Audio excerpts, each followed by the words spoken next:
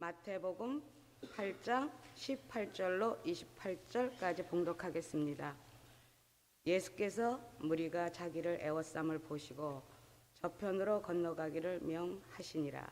한 서기관이 나와 예수께 말씀하되 선생님이여 어디로 가시든지 저는 쫓으리이다. 예수께서 이르시되 여호도 굴이 있고 공중의 새도 거처가 있으되 오직 인자는 머리 둘 곳이 없다 하시더라. 제자 중에 또 하나가 가로되 주여 나로 먼저 가서 내 부친을 장사하게 허락하옵소서.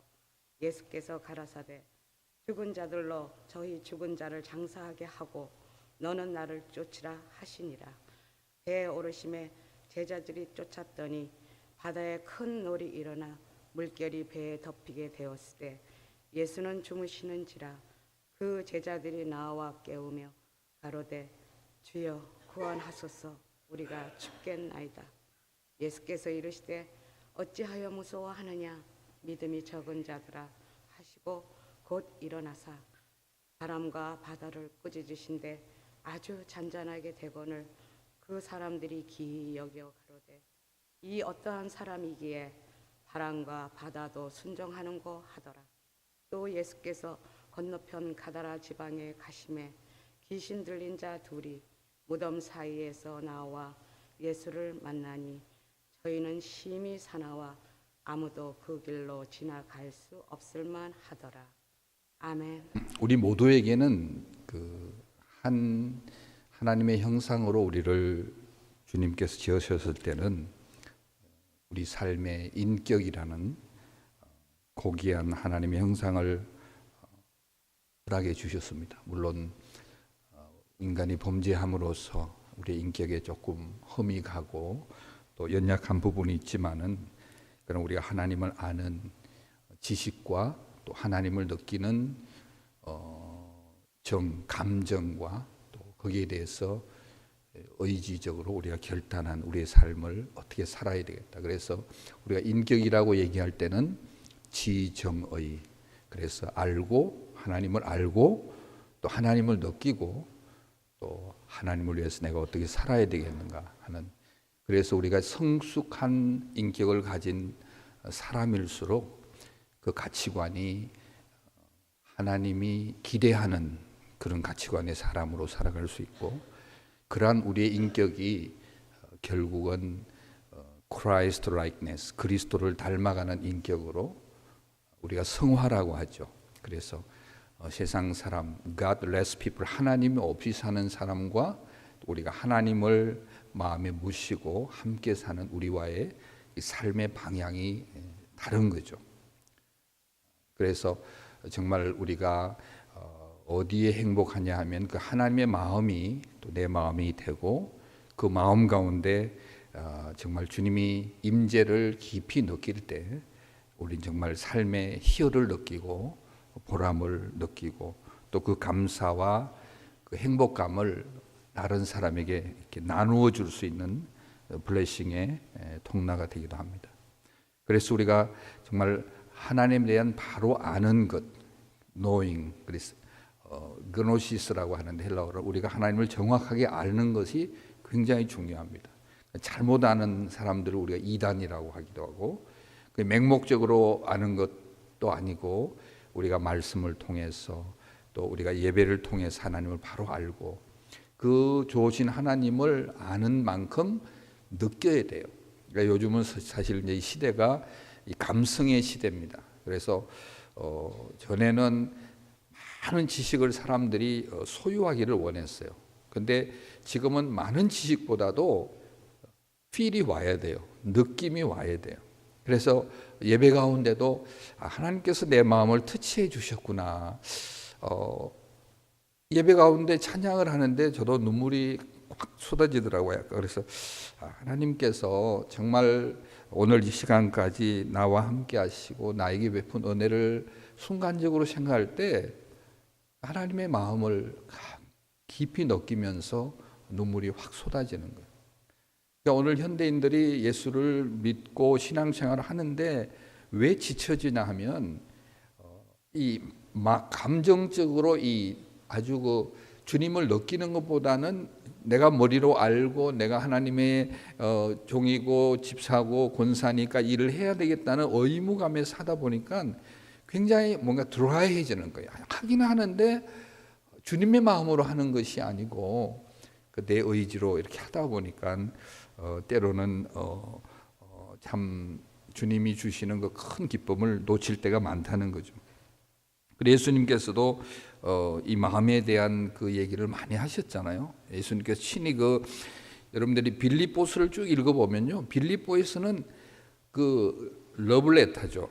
바울과 빌립보 교인과 이렇게 나누는 그 성령의 조명을 받은 그 사랑의 편지인데, 바울이 계속 얘기합니다. 내가 너희를 얼마나 사랑하는지를, 내가 주님의 심장으로 너희를 사랑한다.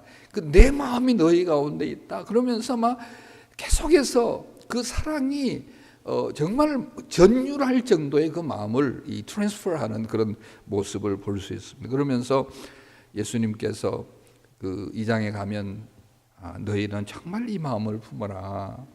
그래서 이 마음은 곧 그리스도 예수의 마음이니, 그러면서 이 겸손하고 정말 주님의 깊은 그 어떤 그 인격, 주님의 그 모습, 그 겸손의 주님, 그리스톨로기를 쭉 설명하잖아요. 그러니까 마지막에 보면 그런 예수님을 성부 하나님께서 모든 뛰어난 이름에 높이시는 그 모습을 볼 수 있습니다. 그래서 사실 우리가 지켜야 될 게 있죠. 우리가 또 모아야 될 것도 있습니다. 우리의 건강도 지켜야 되고, 우리가 갖고 있는 재산도 지켜야 되고, 우리의 자녀, 직장도 지켜야 되지만은 사실 그것은 크게 볼 때는 좀 비본질적, 주님의 측면에서 볼 때는, 우리가 얘기하는 영적인 면에서 볼 때는 그런 것들보다 밸류가 훨씬 높은, 우리가 지켜야 될 것은 뭐예요? 내 마음을 지키는 거예요. 내 마음이 좌절되고, 인도네시아 말에 뭐 빠따하띠, 마음이 부러졌다. 그래. 마음이 부러지면 끝이에요. 그리고 뭐 여러 단어들이 있는데 그러니까 내 마음 상태가 우리의 삶을 결정을 해요. 마음이 그냥 다 이렇게 맥을 놓고 산다 그래요. 마음이 이렇게 되면 아무것도 하기가 싫어요. 거기에 무슨 익사이팅한 게 있고 아무것도 없는 거예요. 근데 사람들이 그렇게 얘기해요. 승교사님 이제 뭐 나이도 이 정도 되고 하니까 어떻게 그렇게 사느냐. 전혀 그렇지 않아요. 80, 90, 거의 100세 된 분들도 정말 그 마음의 평안을 가지고 많은 사람들에게 사람의 마음을, 그 영혼을 살려내는 그런 분들이 얼마나 많은지 몰라요. 제가 어저께 어느 모 권사님 댁에 이제 가셨어요. 깜짝 놀랐어요. 80세 되신 권사님 여기 앉아 계시는데 여러분들 아실 거예요. 집의 느낌이라든지 섬기는 이런 모습들이 40대 누나 같아요. 많은 사람에게 벌써 그 집안의 그 애트모스피어, 그 느껴지는 그 분위기가 사람을 살리고 마음을 물을 뿌리는 그런 영적인 그 정원이라고 하나요? 가든에 온 느낌이에요. 물론 컬러풀하기도 하지만은 그게 보이지 않지만은 그 권사님의 마음이라는 거죠. 그래서 많은 사람이 그 가든에 가서 놀고 싶고 대화도 하고 싶고, 그게 사실은 하나님의 사람들이 하나님의 마음을 가지고 살아가는 모습인 거죠.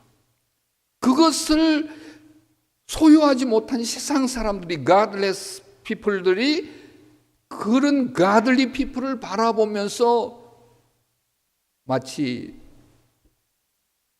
그 꿀벌이 모여드는 것처럼 모여드는 것이 하나님의 나라라는 거죠. 세상에서 누릴 수 없는 그 놀라운 하나님의 평화와 영원한 소망과 터치와 보살핌과 임재를 세상이 줄 수 없는 것을 누리는 그런 프리빌리지를 우리 하나님의 사람들은 누릴 수 있다는 거죠.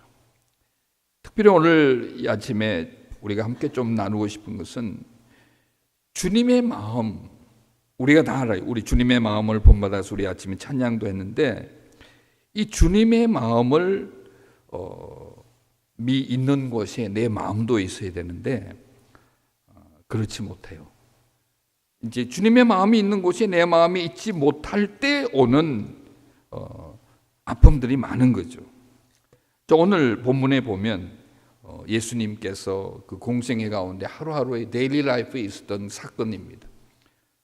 예수님께서 많은 무리가 자기를 애워삼을 보시고 저편으로 건너가기를 명하시니라.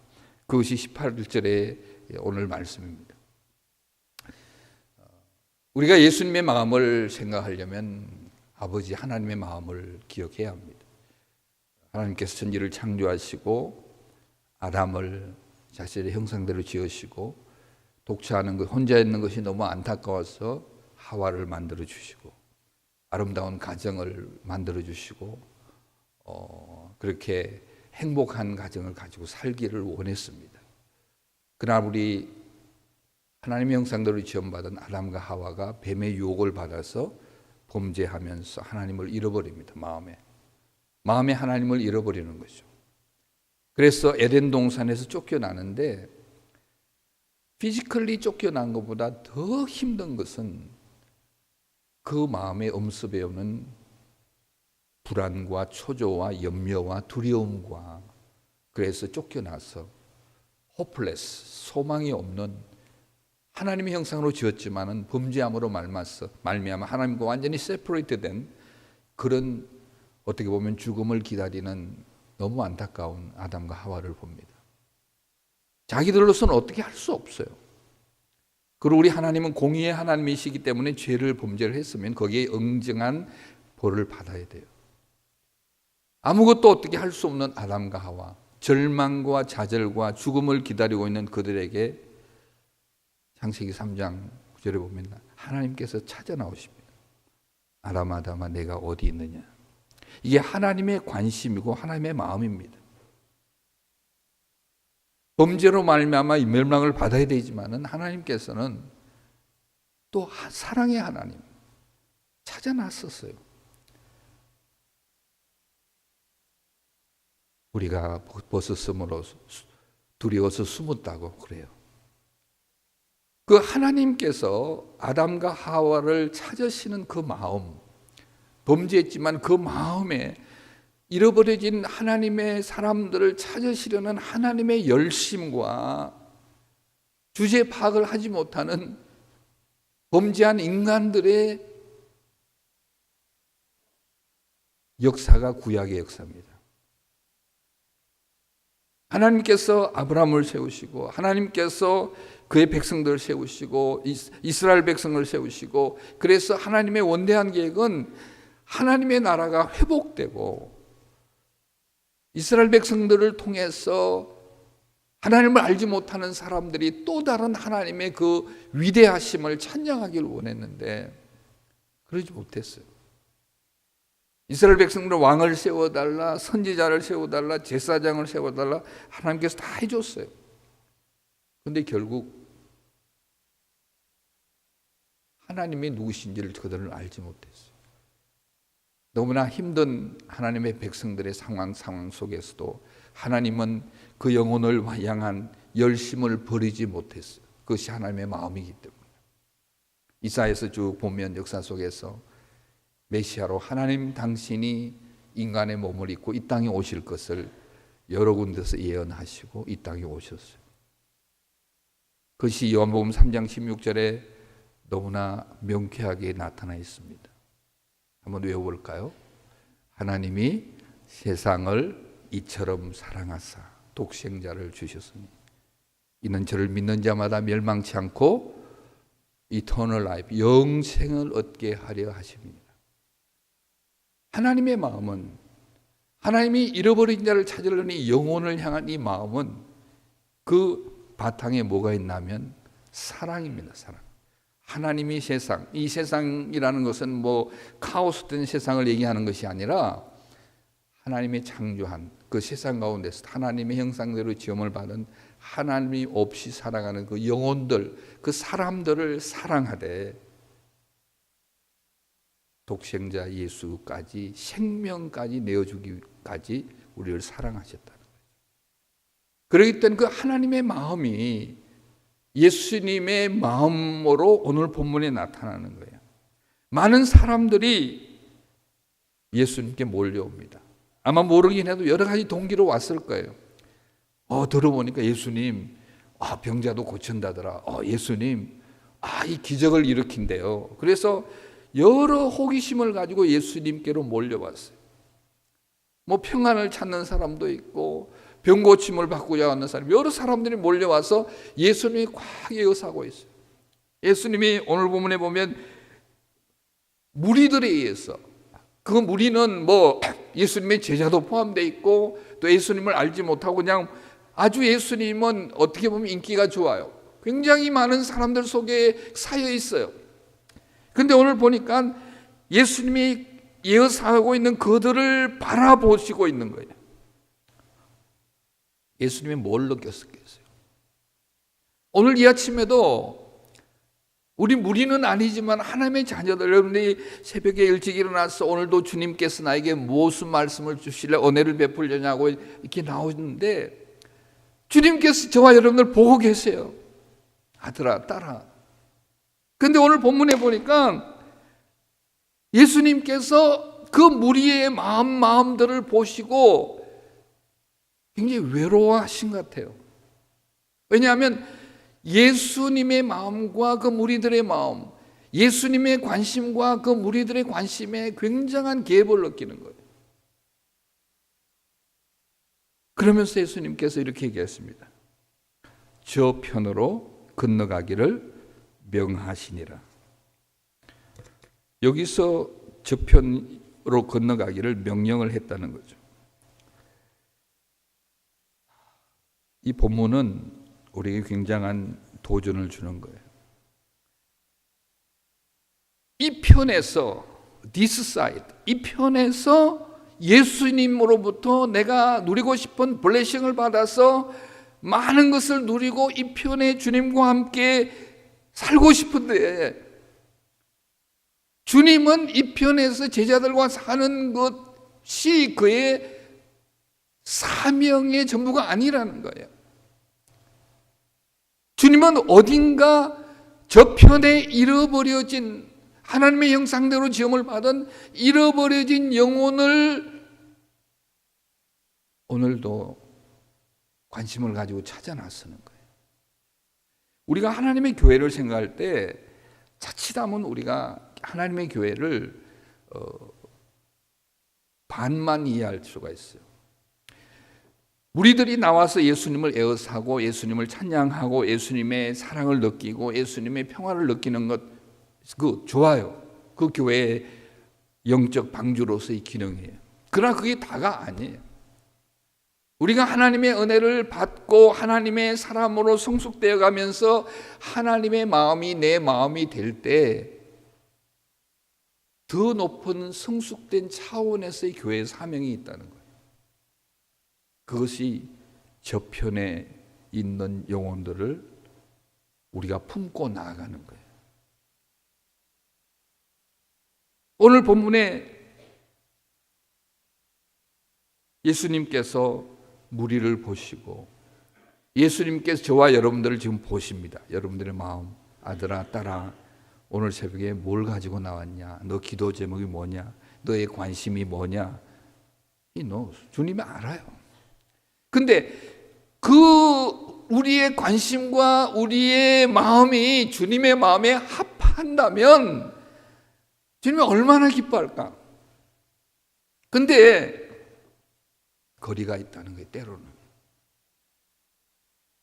사실은 기도는요, 내가 뭘 요구하는 것이 아니고 정말 기도의 본질은 주님이 무엇을 나에게 삶에 원하시는지, 주님의 마음이 내 마음이 되어 있지 않는데 그것을 성령의 도우심으로 십자가에 보일 필요, 내 마음이 주님의 마음처럼 되게 해달라는 것이 오늘 권사님 기도처럼, 그래서 주님의 동행함과 그의 임재를 느끼는 것이 여호와를 경외함이에요. 여호와를 경외함이 지식의 근본이라고 할 때 다른 것들은 비본질적이에요, 사실은. 그래서 우리가 이 릴레이션십 관계를 얘기할 때 기도를 통해서 하나님과 엉성해졌던 관계, 하나님과 이렇게 떨어졌던 관계들이 새롭게 정렬이 되고 회복이 되고 주님의 마음이 내 마음으로 흘러들어오고 또 주님의 받은 주님의 마음이 그 사랑의 마음이 내 공동체로 내 가정으로 흘러나가고 그것이 우리의 삶이라는 거죠. 사실 오늘 여기 이 편과 저편이라는 단어가 굉장히 중요한데 우리가 나아가는 하나님의 자녀들이 나아가는 길은 이 편이 아니에요. 이 땅은 영원한 땅이 아니에요. 그 우리는 뭐라 그래요? 이 땅은 나그네의 삶이라고 그러잖아요. 근데 하나님께서 우리에게 주신 저 천국에 우리가 영원히 주님과 그곳에 가기 위해서 주님께서 이 땅에서 이 편이 아닌 저 편에 우리의 주어진 일할 영혼들이 있다는 거죠. 근데 이제 이 편은 이쪽 편안한 곳, 안전한 곳, 우리의 삶과 우리의 생존이 삶의 질이 보장된 이곳, 내가 스스로 그 세이프티 존을 만들어 놓고 나는 여기서 그냥 살아할래요. 나는 여기가 좋아요. 그것은 이 편이에요. 그렇게 살 수 있어요. 그러나 주님께서 저와 여러분들에게 우리가 주님의 마음을 안다면 그건 다가 아니에요. 그거는 어린아이, 아직도 미성숙한 차일리시한 마음이에요. 어린아이의 특징은 모든 걸 가지고 와요. 내가 먹으려고 해요. 근데 성숙한 사람들은 내가 갖고 있는 것을 나눠주는. 세상 사람들도 그러더라고요. 적어도 한 60세까지는 자신을 위해서, 가족을 위해서 살지만은 그저 60이 넘으면 남은 삶은 그동안 받은 은혜를, 복을 나누어주면서 인생을 마감할 준비를 하는 것이 인간의 도리다. 예수 믿지 않는 사람도 그런 철학을 갖고 있더라고요. 우리가 동물하고 다른 게 우리가 받은 많은 축복이 있다면 어느 시점에서는 그것을 회백해 줄 수 있는. 그래서 우리가 어저께도 제가 이제 비전이란 말도 막 하고 했는데 뭔가 하면 우리가 영적으로 살아나려면 내가 내 혼자만 살려고 몸부림치면 우린 죽어요. 죽을 수밖에 없어요. 그게 주님의 마음이 아니에요. 그러나 주님, 내가 많은 사람을 살려낼 수 있는 하나님의 도구가 되게 하더라고. 영국의 어떤 마을에 한쪽 귀퉁이에 나이가 든 남루한 할아버지가 바이올린을 하나 가지고 치고 있어요. 여기 이제 옷을 해가지고 여기다 동전을 구걸하는 할아버지인데 바이올린 줄도 하나 떨어져 있고 아주 남루했어요. 하루 종일 있어도 그 동전을 던지는 사람이 없어요. 그래서 오전에 어떤 청년이 그 강을 지나면서 보니까 저 할아버지가 분명히 저기 있는데 아무도 지나가는 사람들이 관심을 가지지 않고 저녁에 조깅을 또 하면서 보니까 여전히 동전 하나 없어. 그 할아버지가 계속 이렇게 하고 있는데 아무도 없어. 그래서 이 젊은이가 할아버지 피곤하시죠? 제가 좀 쉬시고 제가 좀 바이올린을 한번 대신해서 키우겠습니다. 그랬더니 젊은이 그렇게 하게 그러고 이제 할아버지가 실망과 좌절 가운데 하루 종일 돈도 한 푼도 벌지 못하고 앉아있고 이 젊은이가 바이올린, 줄 떨어진 바이올린을 연주하기 시작합니다. 한 명, 두 명 사람이 모여있기 시작합니다. 나중에는 꽉 사람이 찼어요. 동전이 아니라 집회가 옵니다. 무슨 일이 벌어졌나 놀라가지고 소방사 아저씨들이 왔는데 소방차를 세워놓고 같이 구경하기 시작합니다. 연주가 다 끝나고 나니까 우레 같은 박수가 치고 할아버지는 영문도 모르고 옆에 앉아서 떨고 있습니다. 그리고는 그 많은 돈을 모아서 이 청년이 할아버지에게 드립니다. 할아버지, 이거 가져가세요. 세계적인 바이올리니스트 파가니니가 그런 간증에서 얘기하고 있습니다. 똑같은 바이올린이지만은 그 바이올린이 누구의 손에 가느냐에 따라서 놀라운 변화가 일어납니다.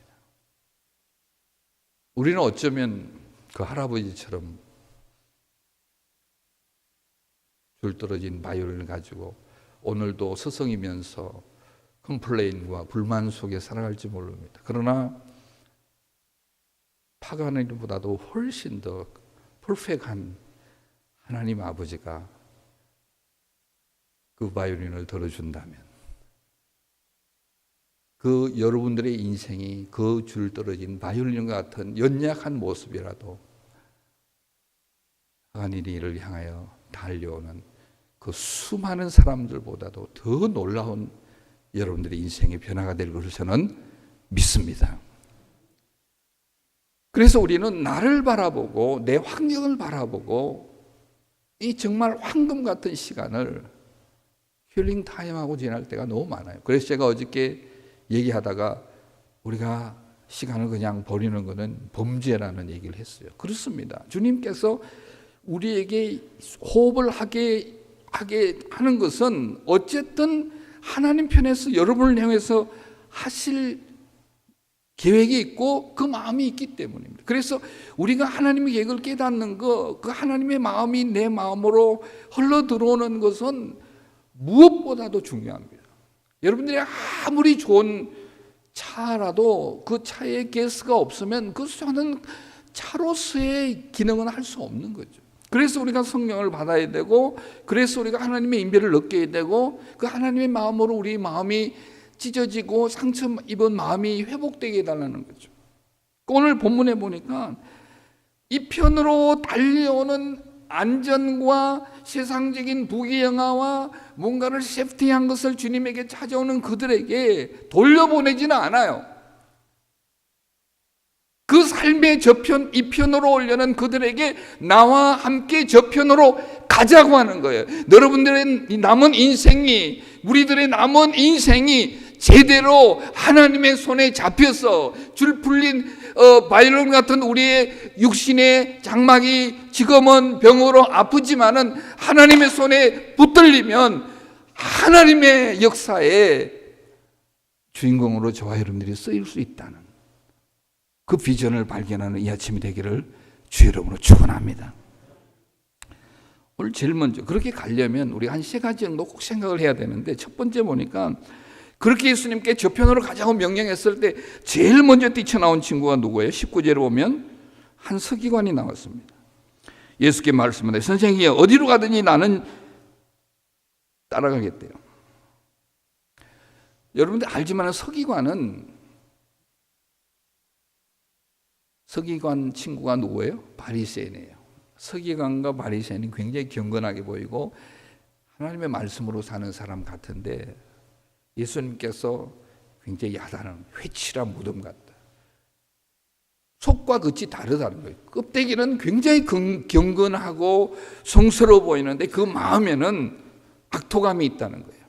그래서 서기관이라는 것은 먹고 사는 데는 어려움이 없는 그런 위치인데도 그 마음에 굉장히 힘들었던 거 봐요. 그래서 예수님께서 저편으로 가자니까 이 서기관이 나온 거예요. 같이 가겠대요, 자기도. 나도 좋겠대요. 근데 이 서기관이 예수님이 누군지 몰라요. 그래서 그냥 선생이요. Who knows? 내가 보니까 예수님 옆에 서 있던 베드로, 요한, 야고보, 나보다 세상적인 공부도 못하고 별 배경도 없는 친구들인데, 많은 사람들에게 관심 스포트라이트를 받으니까 나도 예수님 따라가면 한턱 단단히 불지 모르겠다, 이런 생각으로 온 거예요. 그러니까 그 마음을 예수님께서 아시고 뭐라 그럽니까? 20절 시작. 예수께서 이르시되 여우도 굴이 있고 공중에 새도 거처가 있으되 오직 인간은 머리를 둘 곳이 없도다. 이 동문서답 같은 얘기를 하잖아요. 서기관이 예수님을 따라오겠다 그러면 우리는 뭐라 그래? 할렐루야, 근데 예수님은 뭘 봐요? 마음의 중심을 보는 거예요. 예수님 따라와서 뭔가 축복만 받으려고 하는데, 너가 축복만 받으려고 하면 나를 따라오면 너는 반드시 실망할 거다. 나는 머리 둘 곳도 없는 외로움과 고난과 힘듦을 동반하며 가는 저편이다. 그래도 따라오겠느냐 이 말이에요. 우리에게 보이지 않는 주님께서 지어주는 십자가가 있어요. 주님을 위해서 살아가려고. 오늘 많은 사람들이 내가 예수님 믿고 평안하고 많은 축복을 받기를 원하지만은 우리의 가는 저편을 향하여 주님의 마음을 가지고 가는 길은, 천성을 향하여 가는 길은 이 땅에서 주님께서 감당했던 그 고난과 십자가의 희생처럼 우리에게도 그 무엇이 있어요.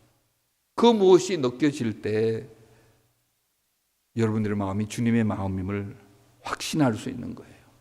어떤 분 그래요. 목사님, 나는 나쁜 짓 많이 하고 이것도 하고 저것도 하고 남의 사기도 치는데 잘 되네요. 뭐도 잘 되고 회사도 잘 되고. 왜 그랬어요? 그래요? 아마 당신은 하나님의 자녀가 아닐 거예요. 그래서 하나님의 관심을 안 가져요. 내 자식도 아닌데 무슨 관심을 가져. 우리가 하나님의 자녀고 하나님의 마음을 가진다면 세상의 영과 우리가 계속 거기서 푹 빠져서 살 수가 없어요. 저는 요즘 굉장히 두려운 거는 많은 사람, 한국교회도 그런 얘기예요. 후배 목사한테 요즘 교인들이 정말 구원받은 교인들이 몇 프로 될까 하면서 염려를 해요. 교회도 나오고 헌금도 하는데 삶이나 가치관이나 그 마음을 보면 세상 사람들보다 더 사악하다는 거예요. 너무 힘들다는 거예요. 제가 여치 묻습니다. 사랑하는 성도 여러분, 여러분들이 지금 살아오면서 내가 예수님 때문에 외로움과 고난과 오해와 희생이 있는 그런 경험이 있다면 여러분들이 주님의 마음을 가지셨습니다. 그것은 우리가 어쩔 수 없이 감당해야 될 하나님의 자녀로서의 주님께 메어진 십자가라는 거예요. 두 번째는 예수님께서 제자들이 왔어요. 제자 중에 21절 하나 가로되 주여 나로 먼저 가서 내 부친을 장사하게 허락하옵소서. 22절 한번 읽어볼까요? 시작. 예수께서 가라사대 죽은 자로 저희 죽은 자로 장사하게 너는 나를 좇으라. 예수님께서 그렇게 사랑을 얘기하는데 예수님의 한 제자의 부친이 상을 당했는데 노골적으로 하면 가지 말라는 거예요. 아마 이 친구는 예수님의 위로도 받고 기도도 받고 예수님 못 가시면 베드로라도 조위금을 보내서 보낼 줄 알았는데 아주 냉철하게 가지 말고 나와 함께 가자는 거예요. 우리가 저편으로 가기 위해서 우리가 놓아야 될 게 많아요. 우리의 삶의 우선순위를 얘기하는 거예요. 서기관을 향해서 예수님께서 너가 정말 나를 따르는 고난의 십자가를 지겠다는 것은 우리의 모티베이션, 동기를 얘기한다면 오늘 여기는 아버지 장사하는 것, 이미 모든 인생이 끝난 아버지 장사하는 것보다 훨씬 의미가 있고 가치가 있는 것은 저편에 죽어져가는 영혼들, 그달의 지방에 짐승처럼 많은 사람에게 버려져 있는 저 영혼을 빨리 가서 영육간에 치유해 주는 그것이 훨씬 더 귀한 일이다. 우리의 인생의 프라이어리티 우선순위가 하나님의 자녀들이 굉장히 이렇게 엉켜버렸어요. 우선순위가 엉망진창이 되어버렸어요. 마태복음 6장 33절에 뭐라 그럽니까? 너희는 먼저 그의 나라와 그의 의를 구하라. 그리하면 이 모든 것 중에 더하시리라고 분명히 하나님 아버지께 약속했어요. 너희들이 정말 삶의 우선순위를 하나님의 마음에, 하나님의 관심에, 하나님의 기대하는 것에 우리가 초점을 맞출 때 우리의 모든 것을 주님께서 채워주실 것을 약속을 했는데 우리의 삶의 우선순위는 여전히 내 욕심과 여전히 세상 사람들의 우선순위로 되어놓고 하나님의 축복을 기다린다면 그건 아닌 거 아니에요. 마지막으로 한 가지 더 보면 어쨌든 배를 타고 갑니다. 그런데 풍랑이 일어나서 죽을 것 같아요. 아마 이들이 예수님과 함께 저편으로 갈 때는 주님의 마음과 주님이 함께 하니까, 피지컬리 함께 하니까 모든 게 everything is going well 그럴 줄 알았는데, 아니 풍랑이 와서 내가 죽게 되었는데 예수님은 그냥 주무시고 계셔요. 무관심하시는 거예요. 이게 어떻게 된 거예요? 아마 여러분 지금 그런 상태일지 몰라요. 주님, why me? 왜 나에게 이렇게 고난이 와요?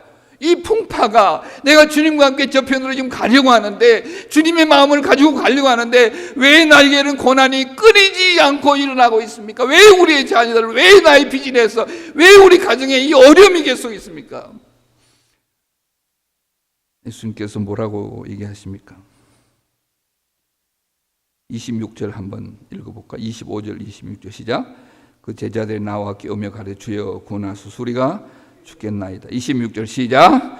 예수께서 이르기를 어찌하여 무서워하느냐, 믿음이 적은 자들 하시고 곧 일어나 바람과 바다를 꾸짖으신데 아주 잔잔하게 되거늘. 우리가 저편으로 주님과 함께 가기 위해서 필요한 것이 10번째는 faith, 믿음입니다. 내가 주님의 마음을 가진다는 것은 주님이 주 되심을 고백하는 겁니다. 어저께 우리가 어린아이와 같이 어머님의 손을 잡고 어린 양과 같이 목자장의 인도함을 받고, 근데 우리가 때로는 제 갈 길로 가거든요. 오늘 본문에 보니까 결국 26절에 보니까 그달의 지방에 귀신 들린 그 사납고 인간 이하의 그런 존재가 나중에는 회복이 되는 역사가 일어납니다. 제자들이 한 거 아니에요. 누가 했어요? 주님이 하셨어요. 그리고 이들은 뭘 했어요? 순종만 했어요. 하나님의 역사를 본 거죠. 말씀을 맺겠습니다. 여러분들의 저편에라고 할 때 저편, the other side, 주님이 여러분들에게 이 아침에 이 편이 말고 저편이라고 할 때 여러분에 있어서 장소적인 저편은 어디겠는가를 좀 생각해 볼 필요가 있고, 또 저편에 있는 영혼이 누군가를 여러분들이 한번 생각해 볼 필요가 있습니다. 어쩌면 여러분들이 그렇게도 미워하는, 여러분들을 실망시킨 시어머님이 저편에 있는 영혼일 수가 있어요. 어쩌면 여러분들에게 그렇게 가장 베스트 프렌드였던 친구가 여러분들을 실망시켰기 때문에 이제 생각도 하기 싫은 저편의 영혼이 될 수가 있어요. 그런데 우리가 주님의 마음을 회복해서 우리가 넘지 못하던, 내 스스로 넘지 못하던 우리의 지경을 올 한 해는 넓혀야 돼요. 2019년에는 내 마음으로는 할 수 없지만은, 내 믿음으로는 할 수 없지만은 주님의 마음으로, 주님의 믿음으로 지금까지는 이 편, 내 안주, 내 가정, 내 사업, 내 건강 모든 것을 me, to us라고 했던 이것을 이제는 버림받고 죽어져가는 그런 저편의 영혼들 위해서 성숙하게 주님의 마음을 가지고 주님과 함께 나아가는 저와 여러분들에게 주일의 이름으로 축원합니다. 이 아침에 무엇보다도 한 세 가지 가지고 한 2분 기도하기. 하나님, 내 마음이 아직도 주님의 마음과 내 관심이 주님의 관심과 너무 멀어져 있다면 이거 깨닫게 해주세요. 각성이라는 깨닫는 걸 말이에요. 우리가 알았으면, 느꼈으면 결단을 해야 돼요. 그래, 하나님 원래는 정말 내 마음과 내 관심이 주님의 관심과 주님의 마음과 좀 더 가까워질 수 있도록, 그래서 자꾸만 이 편에 안주하려고 했던 내 마음들, 나의 삶의 방향이 이 편이 아니고 외롭고 긴장이 되고 힘들더라도 저 편을 주님과 함께 나아갈 수 있는 나의 삶의 영역의 지경을 넓혀 주시옵소서. 정말 그 친구는 지옥 가야 돼. 미움과 정오했던 저편의 영혼들을 하나님 주님의 사랑으로 용서하게 하시고, 올해는 그 영혼들이 주님 앞에 돌아오는 놀라운 역사가 내 삶 가운데 있게 하여 주시옵소서. 우리 아버지 한번 부르시고 한 2분 동안 이 세 가지의 기도 제목 놓고 한 2분간 통성으로 기도하겠습니다.